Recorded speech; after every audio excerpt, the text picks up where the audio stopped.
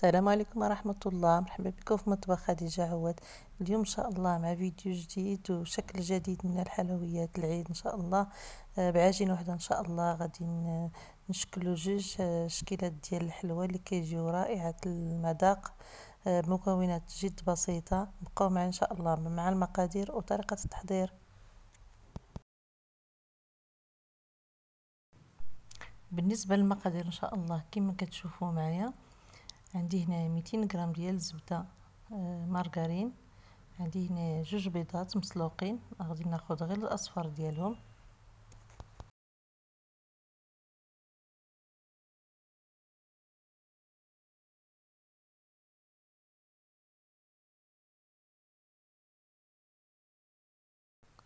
عندي هنا شويه ديال اللوز مهرمش او كاوكاو مهرمش كنشاطلي، عندي هنا قبصه د الملح، معلقه كبيره ديال مايزينا، معلقه صغيره ديال القهوه سريعه الذوبان، الفاني، وعندي نكهه هنايا فلان كراميل، وعندي هنا جوج خمارات ما يعادل 16 غرام، وعندي هنا جوج ياغورت ديال دانيت، وعندي هنا السكر سنيده، وعندي الزيت، وعندي طبعا الدقيق. هاد العبار نعبرو ان شاء الله بكاس ديال العنبه. بالنسبه للطريقه ان شاء الله ناخذ جوج صفار ديال البيض مسلوقين، غنضيف عليهم الزبده ليليا يعني زبده مارغرين، صراحه كتجي خفيفه هاد الزبده هادي في لي صابلي وكتجي لذيذه المذاق ديالها. غنضيف عليها معلقه صغيره ديال لافاني، عندي هنا قبصه ديال الملح، عندي هنايا جوج كيسان ديال السكر سنيده عبر كيسان ديال العنبه،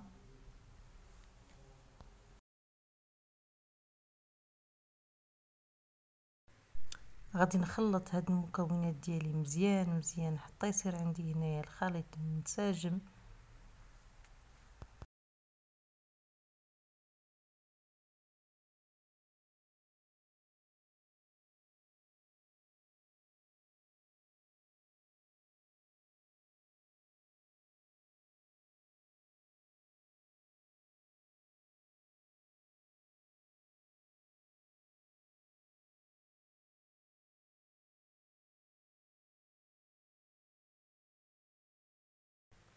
من بعد غنضيف الزيت، عندي هنايا كذلك جوج كيسان ديال الزيت، غنضيف الزيت شويه بشويه وانا كنخلط كما كتشوفوا معايا، يعني بهذه الطريقه هذه دغيا كيندمج الزيت مع الخليط.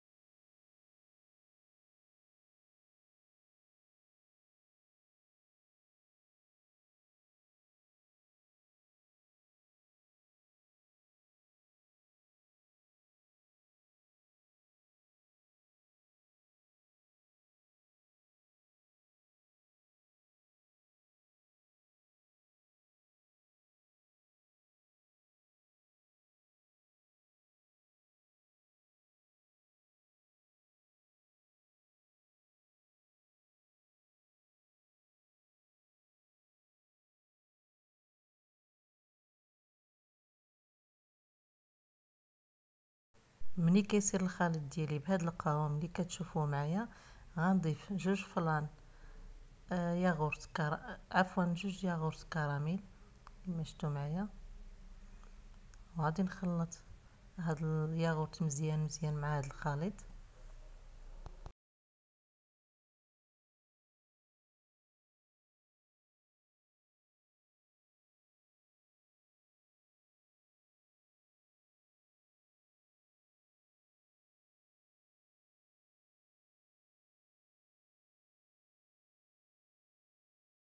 من بعد غنضيف جوج معالق كبار ديال المايزينا او النشا، غنضيف اللوز مهرمش، عندي تقريبا كاس،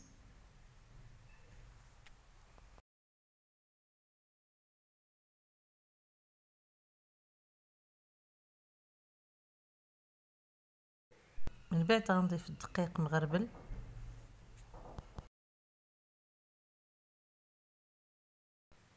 غنضيف جوج خمارات ما يعادل 16 غرام،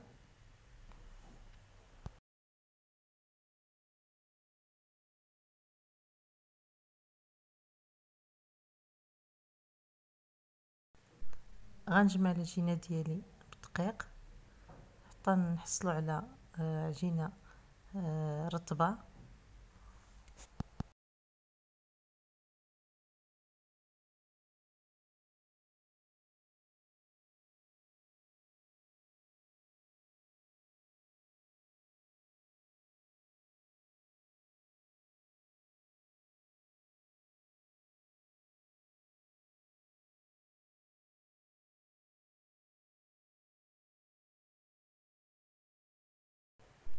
بالنسبه لهاد العجينه هادي ما تخافوش منها، واخا انني ندلكها واحد شويه كتجي بحال يعني بحال الشكل ديال الغريبه، يعني ما تخافوش منها.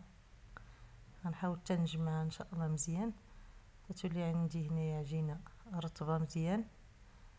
من بعد ان شاء الله غادي نقسم هاد العجينه على جوج، يعني باش نكههم بالنكهه ان شاء الله.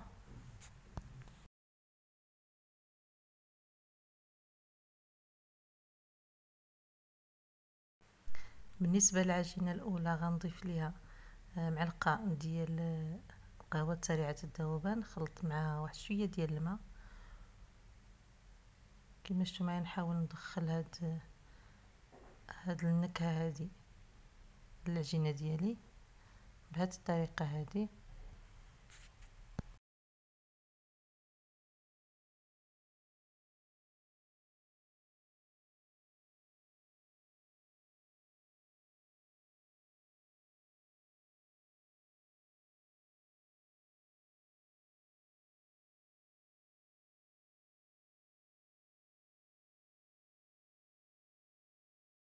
بالنسبه للعجينه الثانيه غنضيف ليها فلان كراميل، غادي ندخلو بهذا الشكل هذا.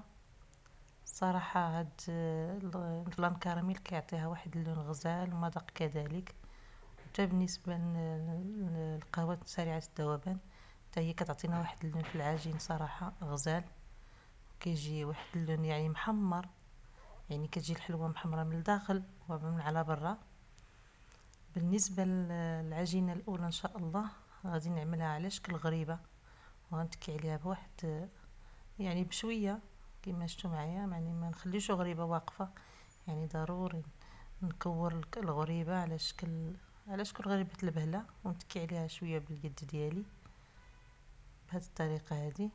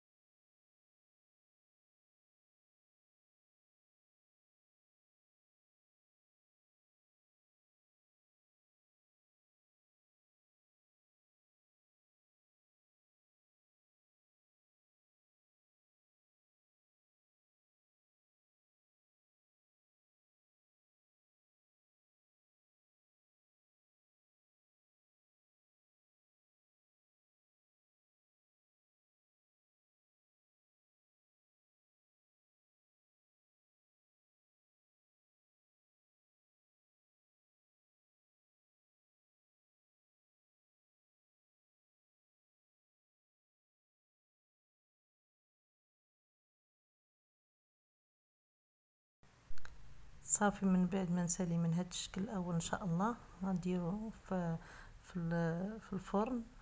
من بعد ما سخنته مزيان وخليته يعني ونقصت عليه وخليته باش كطيب الحلوه ديالي، كنديرها غير في الوسط وكنشعل عليها الفوق والتحت ونقصو مزيان باش كطيب عندنا الحلوه حتى من الوسط.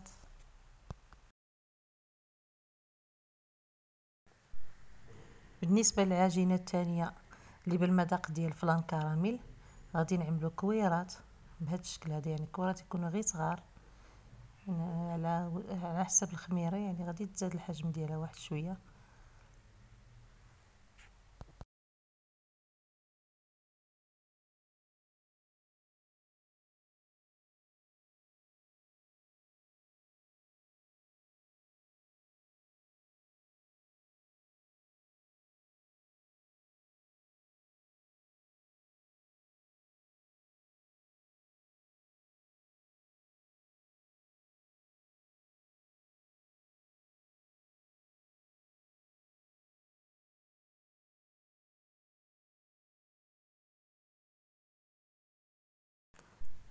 من بعد ما نسالي من الشكل تاني ان شاء الله كما شفتوا معايا غادي ندخلوا الفرن حتى هو، يعني ضروري لا نعملوها غير في الوسط، نشعلوا ليها لتحت ومن الفوق ونقصوا العافيه مزيان مزيان حتى كطيب عندي هنا الحلوه وكتولي ذهبيه.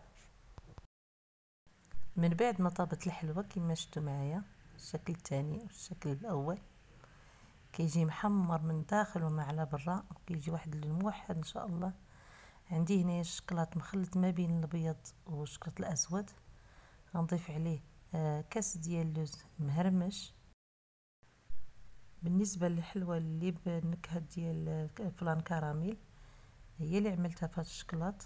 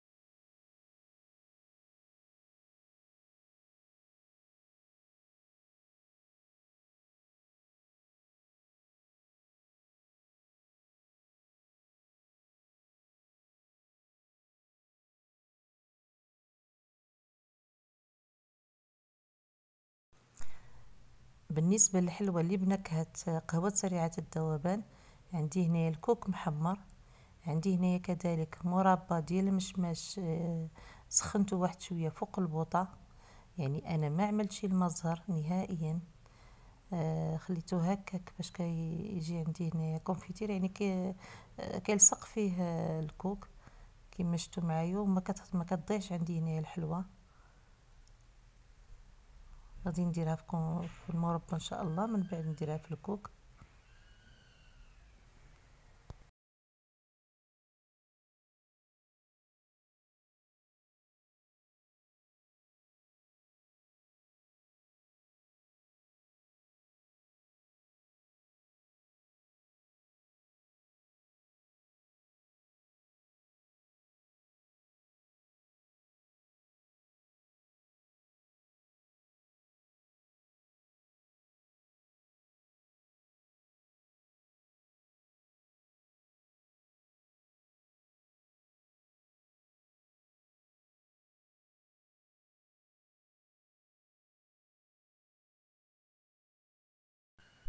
هذا هو الشكل النهائي ديال الحلوه، كنتمنى انكم تنال اعجابكم.